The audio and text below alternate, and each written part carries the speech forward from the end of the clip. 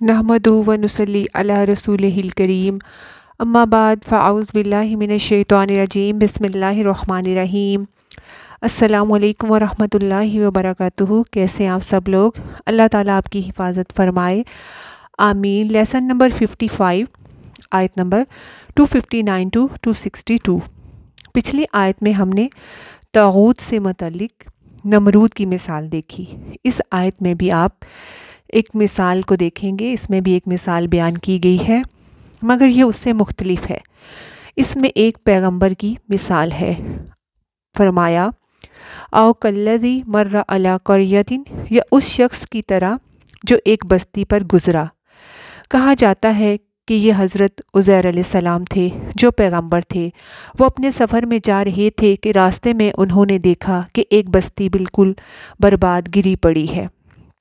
वहिया ख़ावियतुन अला अरूशिहा, और वो अपने छतों के बल गिरी पड़ी है। वो देखकर सोचने लगे, क़ाल अन्ना युहयी हाज़िहिल्लाहु बादा मौतिहा, क्या अल्लाह इसको इसकी मौत के बाद कैसे ज़िंदा करेगा, यानी इसके लोग वो सब दोबारा कैसे उठेंगे। यानी हैरानगी से सोचा, अल्लाह की कुदरत पे कोई उन्हें शक न था। फ़अमातहुल्लाहु मियता आमीन, तो अल्लाह ने उन्हें भी 100 साल तक मार दिया। तुम्मा बासाहु, फिर दोबारा उठाया उन्हें। कौला कम लबिस्ता, पूछा कितना ठहरे हो, यानी कितना अरसा तुम मौत की हालत में रहे हो। कौला लबिस्तु यौमन औ बादा यौम, कहने लगे एक दिन या दिन का कुछ हिस्सा। तो इससे क्या पता चलता है कि मरने के बाद इंसान टाइम जोन से बाहर आ जाता है, उसे कुछ पता नहीं चलता कि कितना वक्त गुजर गया। क़यामत के दिन भी लोग यही कहेंगे कि वो अपनी सारी ज़िंदगी को जो गुजरी हुई को कहेंगे कि दिन या दिन का कुछ हिस्सा। तो कहा, फरमाया कौला बल लबिस्ता मियता आमीन, कहा बल्कि तू 100 साल रहा है यहाँ, यानी इस मरी हुई बस्ती के साथ। फंजुर इला तो आमी का व शराबी का लम यतसन्ना, तो देखो अपने खाने को और अपने पीने को, वो सड़ा भी नहीं, अल्लाह ने उसको वैसे का वैसा रखा, तरोताज़ा। और कंपैरिजन के लिए अपने गधे की तरफ देखो, वंजुर इला हिमारी का, और देखो अपने गधे की तरफ, वो क्या था कि मर के उसकी हड्डियां हो चुकी हैं, और 100 साल के बाद तुझे इसलिए उठा रहे हैं। वली नज अला का आयत लिन्नासी, ताकि तुम्हें लोगों के लिए निशानी बना दे। वंजुर इलाल इज़ामी, और देखो हड्डियों की तरफ। कैफ़ा नुनशिज़ुहा तुम्मा नक्सूहा लहमा, हम किस तरह उनको जोड़ते हैं फिर उन पर गोश्त को चढ़ाते हैं। फलम्मा तबय्यना लहू, तो जब सब ज़ाहिर हो चुका, यानी सब उन्होंने अपने सामने देखा, गधी की हड्डियों को जुड़ते हुए देखा, उस पर गोश्त चढ़ते हुए देखा, वो बोले कौला आलमु अन्नल्लाह अला कुल्ली शैइन कदीर, कहा मैं जान गया कि अल्लाह हर चीज़ पर कादिर है। अब पहला शख्स जो नमरूद था, पहली मिसाल में उसे हज़रत इब्राहीम अलैहिस्सलाम ने क्या दी थी, दलील दी थी, मगर वो फिर भी ना माना और क्या हुआ, अंधेरों में चला गया। लेकिन चूंकि ये पैगंबर थे और वो आम लोगों के लिए नहीं, जो पैगंबर होते हैं वो हदायत का सामान करते हैं, तो उन्हें इसलिए अल्लाह ने दिखाया भी जाता है उनके अल्लाह के मौज़ात को। उनके यकीन और ईमान की कैफियत जो होती है वो दूसरों की निस्बत ज़्यादा होती है, तो अल्लाह फिर उन्हें उनके ईमान को बढ़ाने के लिए अपने मौज़ात भी उन्हें दिखाता है। अब देखें कि मौत के बाद ज़िंदा होने के इस तजर्बे ने अल्लाह के वली को अल्लाह के ऊपर मज़ीद ईमान और यकीन बख्शा कि अल्लाह हर चीज़ पर पूरी तरह कुदरत रखता है। और क्योंकि ये 2 मिसालें हैं कि नमरूद, उसको इब्राहीम अलैहिस्सलाम ने दलाइल दिए मगर वो ना माना, जबकि पैगंबर ने अल्लाह की एक निशानी देखी और फ़ौरन से अल्लाह की कुदरत पे मज़ीद उनका जो है वो यकीन बढ़ गया।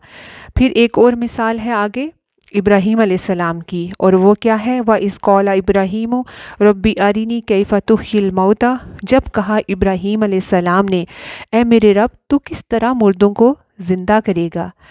ये वही सवाल है जो पीछे उज़ैर अलैहिस्सलाम ने किया था कि या अल्लाह ये सारी मरी हुई बस्ती फिर किस तरह ज़िंदा होगी। तो इब्राहीम अलैहिस्सलाम हालांकि अल्लाह के नबी हैं, लेकिन वो अल्लाह ताला से एक सवाल करते हैं, कौला अवलम तुमिन, कहा کیا تمہیں ایمان نہیں، یعنی تمہیں یقین نہیں؟ کہا قال بلا ولکن لیطمئن قلبی، کہا کیوں نہیں، لیکن تاکہ میرے دل کو پورا اطمینان ہو جائے، دیکھنا چاہتا ہوں اللہ، یعنی جیسے دیکھ کر میں دوسروں کو اور کنوینس اچھی طرح کر سکوں گا، یعنی یقینی علم کے ساتھ کسی کو بتا سکوں گا۔ انسان دوسروں کو زیادہ اچھی طرح بات کیسے کنوے کرتا ہے، یعنی کہ جب اسے خود پوری طرح یقین ہوتا ہے۔ تو کہا کیا کرو، قال فخذ اربعۃ من الطیر، کہا 4 پرندے لے لو، یعنی کوئی سے بھی 4 پرندے لے لو، فصرہن الیک، پھر ان کو مائل کر لو اپنے ساتھ، یعنی کہ ان کو ہلا لو۔ جیسے آپ جانوروں کو پالتے ہیں نا، تو وہ اپنے کیا ہوتا ہے، آپ کے ساتھ مانوس ہو جاتے ہیں، تو جیسے جانوروں کو پال کر مانوس کیا جاتا ہے، تو پھر کیا کرو، ثم اجعل علی کل جبل منہن جزءا، پھر ان کے ٹکڑے کر ڈالو اور ہر پہاڑ پر ان کے ٹکڑے رکھ دو، ثم ادعوہن، پھر ان کو بلاؤ، یا تینا کا سایہ، وہ تیرے پاس دوڑتے ہوئے چلے آئیں گے، جیسے وہ زندہ تھے ویسے ہی زندہ ہو کر چلے آئیں گے، اور اگر تیرے پکارنے پر پرندے اڑتے ہوئے چلے آئیں گے تیرے پاس، تو کیا اللہ کے بلانے پر اللہ کی مخلوق بھاگتی ہوئی نہ چلی آئے گی؟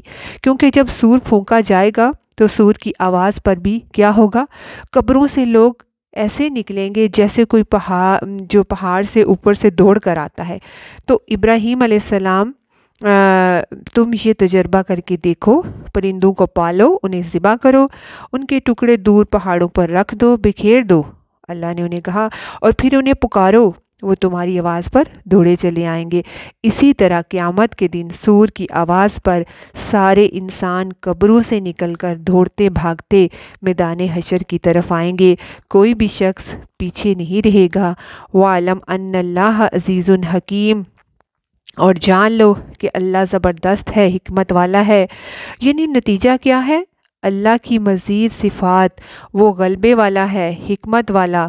تو سورۃ بقرہ میں آپ نے کئی مردوں کی زندہ ہونے کے بارے میں ہم نے پڑھا، مثلاً کب، سب سے پہلے کوہ طور پر، جب وہ بنی اسرائیل کے ساتھ 70 لوگ یعنی جو تھے حضرت موسیٰ علیہ السلام کے ساتھ جب کوہ طور پر گئے تھے، جنہیں اللہ نے بجلی سے ہلاک کیا اور پھر انہیں دوبارہ زندہ کیا۔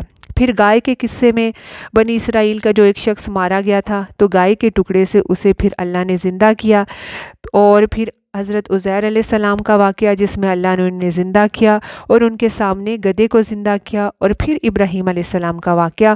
ان سے کیا پتہ چلتا ہے کہ اللہ تعالیٰ اپنے دوستوں کو خاص رہنمائی سے نوازتا ہے اور ان کو گمراہی سے نکال کر، شک اور بے یقینی سے نکال کر جو ہے ہدایت اور یقین کی طرف لے آتا ہے۔ تو جو شخص بھی اللہ کو تھامے گا، اللہ سے مدد مانگے گا، اللہ اس کو سچا ایمان عطا کرے گا اور اللہ اس کو کبھی تنہا نہ چھوڑے گا۔ تو ہدایت کی طلب میں انسان کو سچا ہونا چاہیے، اس کے سوا کوئی چارہ نہیں کہ ہم صرف اللہ ہی کو الہ مانیں۔ پیچھے ہم نے سورہ بقرہ کی آیت نمبر 245 میں پڑھا کہ انفاق فی سبیل اللہ کرو، یعنی خرچ کرو۔ تو یہاں آگے اس آیت میں خرچ کرنے کے بارے میں بتایا جا رہا ہے، اور یہ بھی کہ کہاں خرچ کرو۔ ہمارے دین، ہمارے اس قرآن میں اللہ تعالیٰ نے اگر کوئی بات کرنے کو کہا تو پھر اس کو کیسے کرنا ہے، الحمدللہ ہمیں وہ بھی بتایا۔ خرچ کرو تو کہاں کرو اور کیسے کرنا ہے وہ بھی اللہ نے بتایا۔ مثل الذین ينفقون اموالہم، مثال ان لوگوں کی جو اپنے مال خرچ کرتے ہیں، یعنی وہ لوگ جو اللہ کے حکم پر عمل کرتے ہوئے اپنے مال خرچ کرتے ہیں، آگے دیتے ہیں۔ اور انفاق کا لفظی معنی کیا تھا، سوراخ کرنا، یعنی اپنے مال میں سے نکالتے ہیں۔ اور یہاں خاص طور پر اموالہم لفظ آیا ہے۔ اموال جو ہے یہ مال کی جمع ہے۔ مال کا لفظ عربی زبان میں صرف روپے پیسے کے لیے استعمال نہیں ہوتا، اس میں یہ مال حسنے جو ہے اس کے لیے بھی آتا ہے۔ روپے پیسے کے علاوہ بھی اس کے ساتھ ساتھ جو بھی، یعنی روپے پیسے کے ساتھ ساتھ انسان کی ملکیت میں جتنی اور چیزیں بھی ہوتی ہیں وہ بھی اس کا مال ہی شمار ہوتی ہیں، خواہ اس میں اس کا گھر ہو، گاڑی ہو، کھانا ہو، کپڑا ہو، مویشی ہوں، کھیت ہوں، باغ ہوں، یہ سب بھی کیا ہے، مال ہے۔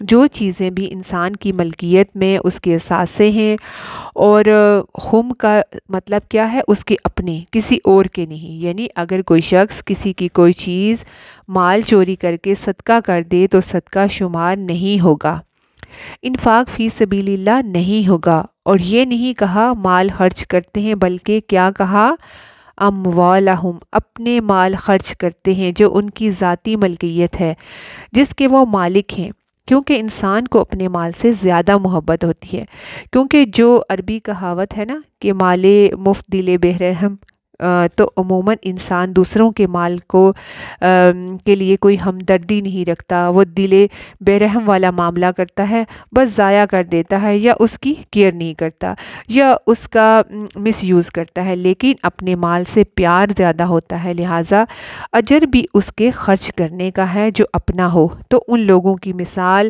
جو اپنے مال خرچ کرتے ہیں، کہاں خرچ کرتے ہیں، فی سبیل اللہ، اللہ کے راستے میں۔ سبیل کا لفظ راستے کے لیے آتا ہے، کون سا راستہ، زندگی گزارنے کا وہ راستہ جو اللہ نے ہمارے لیے مقرر کیا ہے، یعنی دین اسلام۔ تو سبیل کا پہلا معنی کیا ہوا، دین اسلام، وہ راستہ یا شریعت جسے اللہ نے ہمارے لیے مقرر کیا ہے، زندگی گزارنے کا طریقہ۔ اور طریقہ کا لفظی معنی کیا ہوتا ہے، راستہ۔ پھر اسی طرح دو جگہوں کو باہم ملانے کے لیے بھی آتا ہے، یعنی دو چیزوں کو ملاتا ہے۔ تو فی سبیل اللہ سے مراد وہ راستہ جو بندے کو اللہ سے ملاتا ہے، اللہ کی طرف لے جاتا ہے، اللہ کی طرف لے جانے کا راستہ، اللہ کی محبت کرنے حاصل کرنے کا راستہ۔ اسی طرح سبیل اللہ کو قرآن مجید میں ایک اور جگہ سبیل المؤمنون بھی بولا گیا ہے، یعنی مومنوں کا راستہ۔ تو اس کو مومنوں کا سے کیوں نسبت دی گئی، کیونکہ ایمان والے ہی اس راستے پر چلتے ہیں، باقی لوگ اس راستے پر نہیں چلتے، وہ اور راستوں پر چلتے ہیں۔ تو اللہ کے راستے پر وہ چلے گا جسے اللہ سے محبت ہوگی، جو اللہ کی طرف جانا چاہے گا۔ تو فی سبیل اللہ سے مراد اللہ کے دین کے راستے میں خرچ کرنا ہے، اللہ کی اطاعت کے کاموں میں وہ لوگ خرچ کرتے ہیں، اللہ کو راضی کرنے کے لیے خرچ کرتے ہیں، یعنی راہ خیر میں، جہاد فی سبیل اللہ میں، اسلام اور مسلمانوں کی فلاح و بہبود میں، یہ مراد ہے اس سے۔ کمثلی، ان کی مثال، یعنی ان کے خرچ کرنے کی مثال کیسی ہے، کمثلی حبۃ، مانند ایک دانے کے، یعنی مراد ایک شخص کی ہے جو ایک دانہ اگانے والے کسان کی طرح ہے، جو کیا اگاتا ہے، ایک دانہ، جیسے گندم کا ایک دانہ یا باجرے کا ایک دانہ ہے، انبتت، اس نے اگائی، یعنی اس دانے سے نکلی، سبع سنابلہ، 7 بالیاں۔ بالی کا لفظ بال سے ہے، جیسے سر کا بال ہے تو یہ بھی کیا ہے، اگتا ہے نا، جیسے زمین میں سے بالی اگتی ہے، اسی کو بالی کہتے ہیں، اس کو بال کہتے ہیں۔ تو دونوں میں ایک مماثلت ہے۔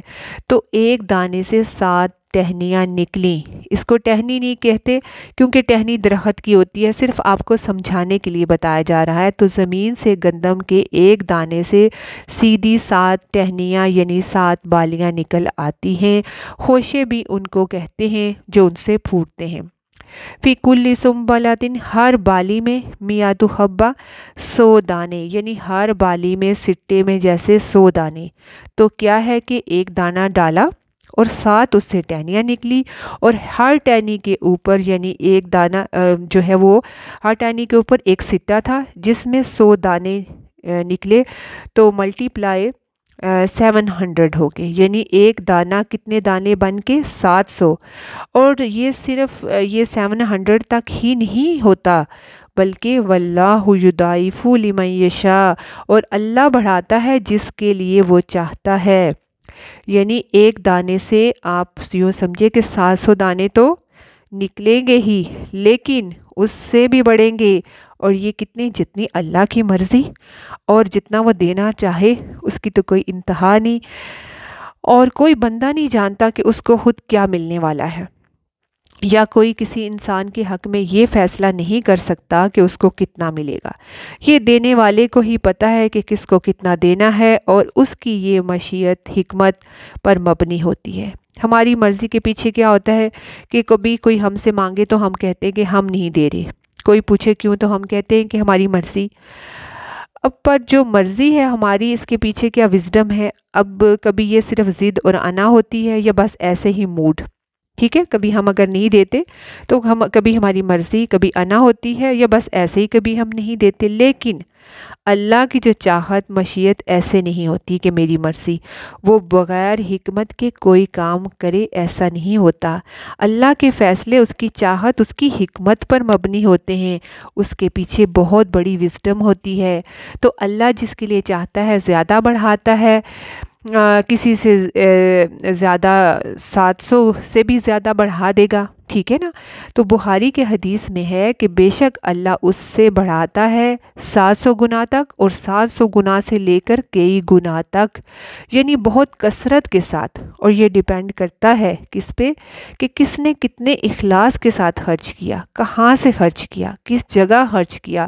تو وہ سارے عمل دیکھ کر پھر اللہ اس کے مطابق انسان کو اس کا ثواب دیتا ہے۔ واللہ واسع علیم، اور اللہ وسعت والا ہے، علم والا ہے۔ وسعت والا ہے یعنی اس کے ہر کام میں وسعت ہے، ہر صفت وسیع ہے۔ جیسے اس کی قدرت، اس کی طاقت، اس کی بخشش، اس کی تمام صفات میں وسعت ہے، اور اس کا علم کامل ہے۔ وہ ماضی کا، حال کا، مستقبل سب کا علم رکھتا ہے، ظاہر کا، باطن کا علم، غیب، حاضر، ہر چیز کا وہ علم رکھتا ہے۔ اس آیت میں مثال دے کر یہ بات بتائی، سمجھائی گئی ہے، اور مثال ایک ایسی چیز کی جو دنیا میں ہم دیکھتے ہی رہتے ہیں۔ جیسے کھیتی باڑی کی ہے تو مثال ہے یہاں پہ، تو انسان کی عقل کیسے حیران ہوتی ہے کہ ہم ایک دانہ ڈالتے ہیں اور وہ ملٹی پلائی ہو کر باہر نکلتا ہے۔ تو فرمایا اس مثال سے سبق سیکھو۔ کیا سبق؟ کہ ہم میں سے ہر عمل کرنے والا اس دنیا میں ایسے ہی ہے جیسے دانے بونے والا۔ ہر عمل، اور خاص طور پر انفاق فی سبیل اللہ، اللہ کے راستے میں مال خرچ کرنا، ایسا ہے جیسے زمین میں کوئی چیز اگانا۔ زمین میں جب بظاہر کوئی چیز اگائی جائے تو ایسا لگتا ہے نا کہ جیسے کوئی چیز مٹی میں مل گئی، تو گویا بظاہر ایسا ظاہر ہوتا ہے۔ تو اسی طرح جب ہم اپنے مال میں سے کچھ حصہ کسی اور کو دے دیتے ہیں تو ہمارے ہاتھ سے وہ مال نکل جاتا ہے، گویا وہ مٹی میں مل گیا، ہمیں نظر نہیں آ رہا۔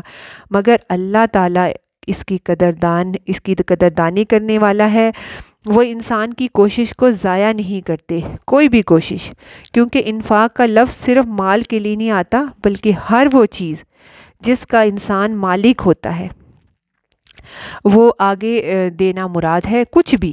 تو ہم میں سے ہر ایک کو یہ بات سوچ لینی چاہیے کہ ہم جو بوئیں گے وہ ہی کاٹیں گے۔ اس لیے بونے اور کاٹنے کا یہ محاورہ صرف مال خرچ کرنے کے معنوں میں نہیں آتا، بلکہ تمام اعمال ایسے ہی ہیں جو ہم دنیا کی کھیتی میں بو رہے ہیں، اور کہاں کاٹیں گے؟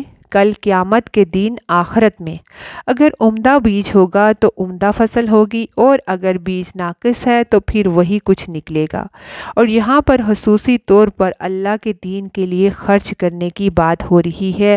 اللہ کے راستے میں اسلام کی ترقی کے لیے، لوگوں تک اسلام کی تعلیم پہنچانے کے لیے جو بھی انسان خرچ کرتا ہے اس کا اجر دوسرے خرچ کرنے سے کہیں زیادہ ہے، کیونکہ جب آپ اللہ کے دین کے لیے اللہ کے راستے میں خرچ کرتے ہیں تو اس سے آپ کا معاملہ ڈائریکٹ اللہ سے ہو جاتا ہے۔ آپ نے اللہ کو دیا اور اللہ ہی سے اس کا بدلہ لینا ہے، وہی اس کا بدلہ دینے والا ہے۔ اور وہ کتنا دے گا؟ وہ بہت وسعت والا ہے۔ کتنی وسعت والا ہے؟ وہ تو اتنی وسعت والا ہے کہ اس کی کرسی آسمان و زمین پر چھائی ہوئی ہے، اور کرسی اس کے پاؤں رکھنے کی جگہ ہے۔ وہ خود کتنا وسعت والا ہے تو اس کی دینے کی وسعت کا ہم اندازہ نہیں لگا سکتے۔ تو اللہ کی راہ میں خرچ کرنا بے حد پسندیدہ ہے۔ الذین ينفقون اموالهم فی سبیل اللہ، وہ لوگ جو اپنے مال خرچ کرتے ہیں اللہ کے راستے میں۔ پھر دوبارہ وہی بات دہرائی گئی ہے کہ اخلاص کے ساتھ خرچ کرو، صحیح جگہ خرچ کرو، دین کے فائدے پر خرچ کرو۔ اور جب تم یہ سب کرنے لگو تو اب خرچ کرتے ہوئے کچھ اور مسائل بھی پیش آ جاتے ہیں، ٹھیک ہے، جن میں سے خاص طور پر ایسی چیزیں جو نقصان دہ ہیں، جیسے آپ ایک بیج بوتے ہیں تو اکثر 7 بیج کے پودے کے جو ہوتا ہے جو نکلتا ہے اس کے جھاڑیاں یا کچھ دوسری چیزیں بھی گرو کر جاتی ہیں، تو آپ پھر کیا کرتے ہیں، ان جھاڑ جھنکار کو ہٹاتے ہیں، ورنہ وہ پودا اس طرح سے گرو نہ کر سکے گا، بلکہ کبھی تو یہ بھی ہو سکتا ہے کہ وہ ان کی وجہ سے بیکار چیزوں کی وجہ سے وہ پودا ہی نہ مر جائے۔ تو یہ بالکل فطری چیز ہے کہ یہ ایک حصہ ہے،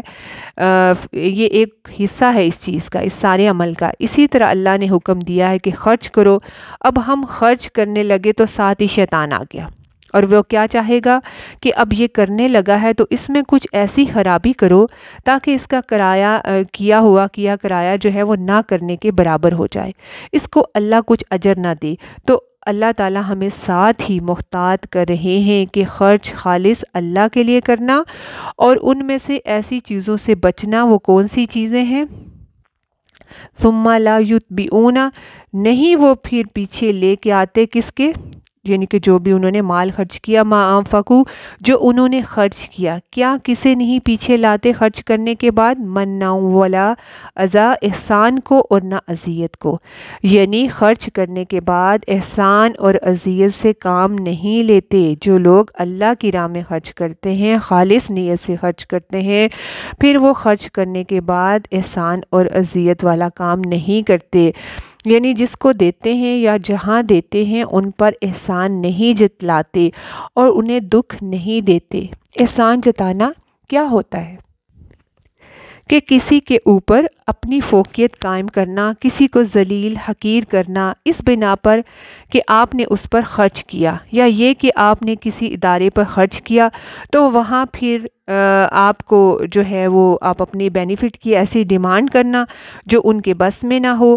تو احسان جتانا کیا ہے کہ اس کو مینشن کرنا اس انداز میں کہ دوسرے کو حقیر کیا جائے، اذیت جو ہے وہ اس کو جو ہے وہ اذیت دی جائے، لوگوں میں اس بات کا ذکر کرنا جس سے لینے والا جو ہے شرمندہ ہو اور دکھ اٹھائے، ہرٹ ہو۔ اذا کیا ہے؟ ہرٹ کرنا۔ بات یہ ہے کہ جب آپ اللہ کے لیے آپ نے کیا، اس کو دیا، فی سبیل اللہ کیا، تو پھر بندوں پر کسی بات کا احسان ہے کیا؟ آپ کا معاملہ تو اللہ کے ساتھ تھا، آپ کو تو اجر اللہ سے چاہیے، پھر آپ انسانوں میں اس کو کیوں نشر کر رہے ہیں؟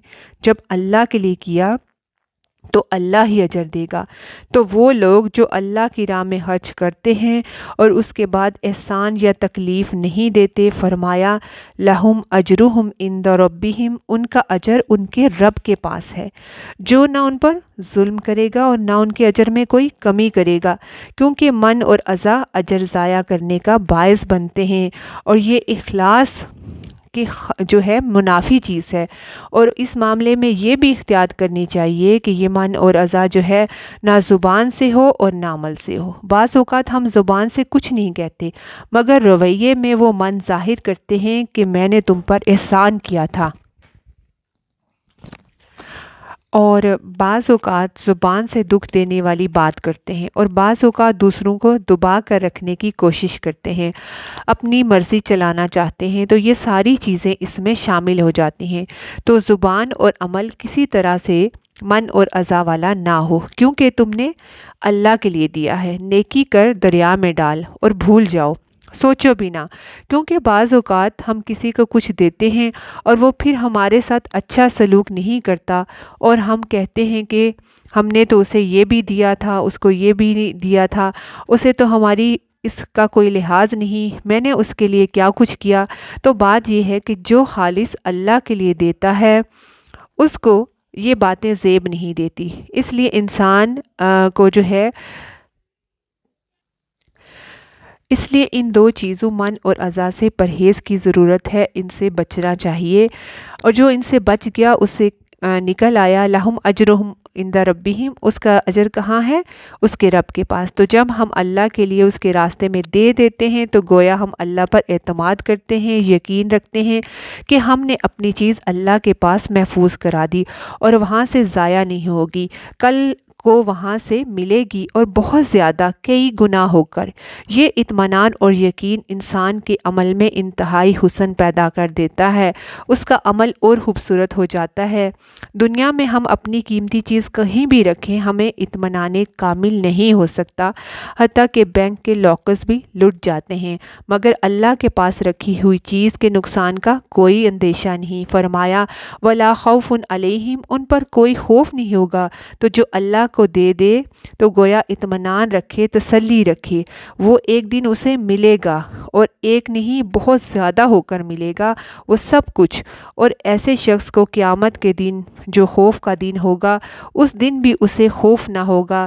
ایسا شخص اللہ کے عرش کے سائے کے نیچے ہوگا جب کوئی سایہ نہ ہوگا۔ کون؟ جس نے دائیں ہاتھ سے دیا تو بائیں کو خبر ہی نہ ہوئی کہ کیا دیا، اتنا چھپا کر صدقہ کیا۔ وَلَا هُمْ يَحْزَنُونَ، اور نہ وہ غمگین ہوں گے۔ غم کب ہوتا ہے؟ جب کوئی قیمتی چیز کھو جاتی ہے، تو جس نے اپنے ہاتھ سے سنبھال کر رکھ دی اس کو کوئی غم نہیں ہوتا۔ جس سے چھینتی ہے نا چیز تو اسے غم ہوتا ہے۔ تو دنیا میں بھی ایسے لوگ ہیں جو دوسروں کا خیال رکھتے ہیں، دوسروں کی مدد کرتے ہیں، جو دینے والے ہوتے ہیں، جو دوسروں کے غم بانٹنے والے ہوتے ہیں، ان کے غم کو پھر اللہ دور کر دیتا ہے، ان کو غمگین ہونے نہیں دیتا، ان کے دلوں میں ایسا اطمینان اور سکون اور خوشی بھر دیتا ہے کہ انسان بالکل پرسکون ہو جاتا ہے، اور موت بھی پرسکون حالت میں آتی ہے، اور قیامت میں بھی ان پر کوئی غم اور خوف نہ ہوگا۔ اب دیکھیں، ایک شخص وہ ہے، وہ اپنا بیج ڈالتا ہے اور سوچتا ہے کہ میرے رب نے دیکھ لیا، دوسرا ڈالتا ہے اور کہتا ہے بندے دیکھ لے۔ دونوں کا معاملہ بالکل فرق ہے۔ ایک شخص کسی بے مروت کے ساتھ احسان کر رہا ہے صرف اس لیے کہ میرا رب دیکھ رہا ہے۔ بعض اوقات آپ اپنی اولاد کے ساتھ احسان کر رہے ہوتے ہیں، کبھی شوہر کے ساتھ کر رہے ہوتے ہیں، بہن بھائیوں کے ساتھ کر رہے ہوتے ہیں، ہمسایوں کے ساتھ کر رہے ہوتے ہیں، مگر آپ کو کچھ ریٹرن نہیں ملتا، مگر پھر بھی آپ کرتے چلے جا رہے ہوتے ہیں۔ تو وہ کون سی طاقت ہے جو آپ کرتے چلے جا رہے ہوتے ہیں، آپ کو جاری رکھنے پر قائم رکھتی ہے؟ وہ ایک ہی طاقت ہے، اللہ کی، جو کہتی ہے کہ تم فکر نہ کرو، تمہیں کچھ نقصان نہ ہوگا، اور تمہیں تمہارا رب بے انتہا اجر دے گا، اپنی رضا اور بخشش کے ساتھ دے گا۔ تو جو اللہ کے لیے اللہ کی راہ میں خرچ کریں گے اور پھر اس کے بعد جن چیزوں سے منع کیا گیا من و رضا وہ نہیں کریں گے، تو اللہ تعالیٰ ان کو بے بہا اجر دے گا، اور قیامت کے دن ان پر کوئی خوف نہ ہوگا، اور وہ قیامت کے دن بھی پرسکون ہوں گے۔ السلام علیکم ورحمۃ اللہ وبرکاتہ۔